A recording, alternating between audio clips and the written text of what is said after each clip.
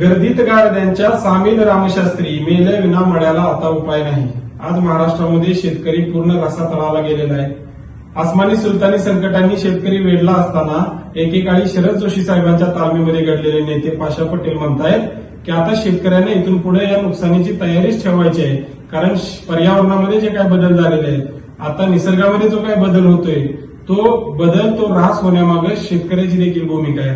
परंतु मला पाशा पटेल यांना ठाम सांगायचं आहे की शेतकऱ्याची संस्कृती ही कुठल्या गोष्टीचा ऱ्हास करण्याची नसून या जगाचा पोशिंदा म्हणून उभं राहण्याची तयारी असते. कारण तुकोबा म्हणतात त्याप्रमाणे झाकोन यामुळे करती पेरणी कुणबियाचे वाणी लावलावं. अरे शेतकऱ्याच्या घरामध्ये एखादा मृत्यू झाला असला, एखादा स्वतःचा नातेवाईक मेलेला असताना देखील त्या मड्याला झाकून ठेवून आम्ही पहिलं कर्तव्य म्हणून बांधावर जाऊन पेरणी करत असतो.